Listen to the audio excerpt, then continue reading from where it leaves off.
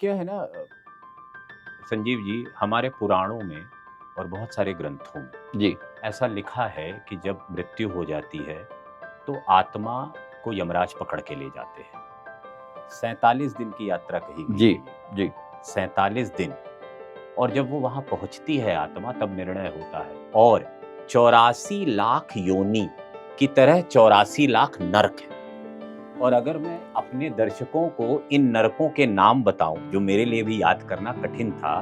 तमिस्र, रौरव, कुंभीपाक, कुलसुधीर, असिपथिर, पृणमुख, वज्रकंटक, कृमभोजन, सम्माली, वैतरणी। आप गूगल भी कर सकते हैं, कुछ जानकारियां गूगल पर भी इस तरह के नरक। जी, तो ये जो 84 लाख योनि, आत्मा की इतनी लंबी यात्रा, इतने तरह के नरक जी, और फिर स्वर्ग।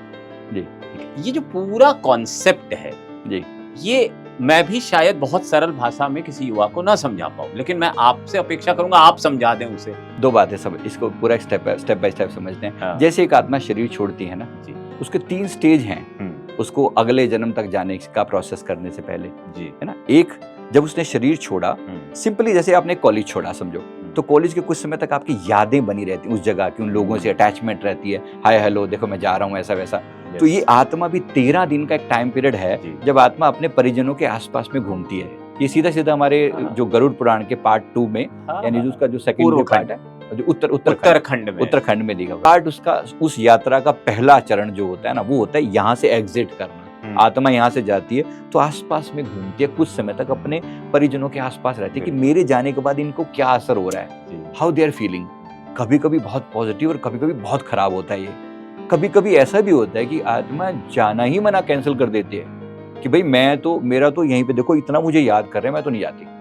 It is also possible. अच्छा। और बहुत बार ऐसा होता है कि उसके जुड़ाव इतने ज्यादा है, दुख इतना ज्यादा है, हाय देख मेरे बच्चे का क्या होगा। माँ की आत्मा चली गई, जा रही है, तो बच्चे के प्रति इतनी लगन है कि वो छोड़ के नहीं जाना चाहती।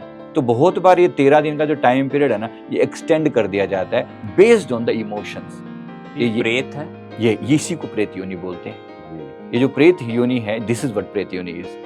तो ये एक पार्ट है स्टोरी का, जो आसपास में ही भटकना। अब जो जिसको हम पितृ कहते हैं, एक पार्ट तो ये है कि कुछ पितृ तो ऐसे जो अटक ही गए, मतलब मृत्यु के बाद यहीं अटक गए, वो भी हो सकता है आपके आसपास में। बिल्कुल। और उसको अपने होने के सिम्टम भी बताते हैं, वो कभी कभी कुछ तकलीफें भी देंगे आपको, याद दिलाने की भैया हमें भी मुक्त कराओ। क्योंकि हमें लगता है कि हमें तो भाई श्राद्ध कर दिया, हमने सारे क्रियाक्रम पूरे कर दिए, हमने उनको उनका तर्पण वगैरह सब हो गया, बात खत्म होगी। खत्म नहीं हुई है।